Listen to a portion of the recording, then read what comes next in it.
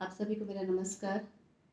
एक बच्चे ने हाल ही में एक प्रश्न किया था और उसके साथ एक कहावत कही थी जो बड़ी ही अ, विख्यात है कि घर का भेदी लंका ढाए। और जैसे ही कहावत बोली जाती है तो सबसे पहले विभीषण जी का नाम आता है। तो बच्चे ने मुझसे प्रश्न किया कि विभीषण जी को अपने भाई का, भले वो गलत थे, रावण का साथ देना चाहिए था और बहुत बड़े भक्त भी थे वो, तो उन्होंने उनका साथ क्यों नहीं दिया?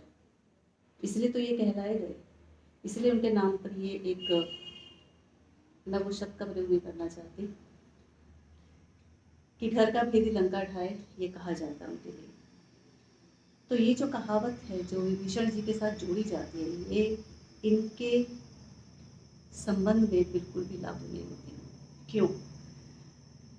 परिवार में रहते हुए धर्म के प्रति एक ऊंचा निर्णय लेना और बिल्कुल एक प्रभाव जो एक तरफ जा रहा है, पूरी एक भीड़ एक तरफ जा रही है, उसके विपरीत होकर के चलना आसान नहीं है। भले ही उस युग की वो लड़ाई थी, लेकिन उन्होंने अपना मार्ग धर्म का चुना।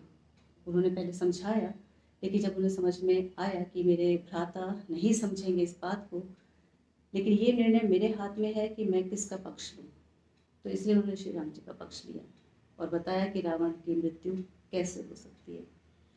तो ये जो एक कहावत है ना, घर का भेदी लंका ढाए, तो जो भी कोई ये वीडियो देखेंगे कृपया करके विभीषण जी के साथ इस कहावत को मत जोड़िए। ये कहावत घर का भेदी लंका ढाए उनके लिए है जिन्होंने स्वतंत्रता के समय में देश के विरुद्ध जाकर के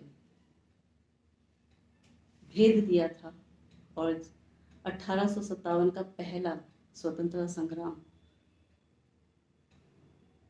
विफल हो गया था।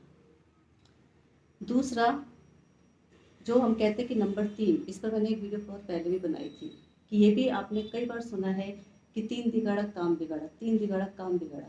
अरे भाई, कहाँ है 3 दिगाड़ा काम बिगाड़ा?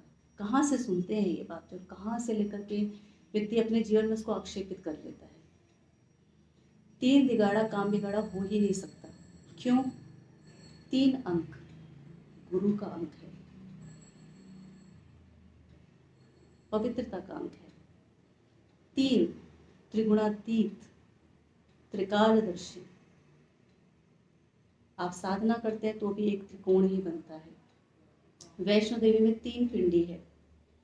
हमारे महादेव त्रिकालदर्शी, त्रिगुणी माया, रजो तमो सतो। आप कहीं से कहीं तक देखेंगे ये सारे अंक 3, 6, 9। शुरुआत कहाँ से होती है? 3 से। तो ये जो कहावतें हैं ना बेवजह की, वो कहीं ना कहीं आपको आपकी आस्था से, आपको आपके धर्म से तोड़ती हैं। विवेक का प्रयोग कीजिए। ऐसे ही सुनती हुई बातों के प्रवाह में आकर के अपने विवेक से काम लेने की बजाय शंकाएं पैदा मत करिए। आपकी आस्था में बहुत बड़ी शक्ति है। भले ही आप नास्तिक हैं, भले ही आप आस्तिक हैं, भले आप निराकार माने, भले आप साकार माने, परंतु आपकी आस्था में बहुत बड़ी शक्ति है। और ये जो आस्था है ये आपको ऐसे संभाल के चलती है कि जिसका कहीं कोई तोड़ नहीं है। तो ये 2 ऐसे विषय मेरे सामने आए। करने को तो इसमें बहुत बड़ी एक वीडियो बना सकती हूँ, लेकिन इतना ही काफ़ी है संक्षिप्त में। तो कभी भी किसी के दिमाग में अगर ऐसा वहम बैठ जाता है कि 3 दिगाड़ा काम बिगाड़ा, अरे 3 जने नहीं जाने चाहिए, काम नहीं बनेगा, आप आस पास नज़र दौड़ाएंगे तो आपको 3 3 3 3 नंबर बहुत बहुत बहुत सारे दिखाई देंगे, हर तरीके से दिखाई देंगे। तो बस इस विषय को मैं यही समाप्त करती हूँ। तो कृपया करके विभीषण जी के लिए ये कहावत ना दोहराएं। दूसरा, 3 नंबर से ना घबराएं।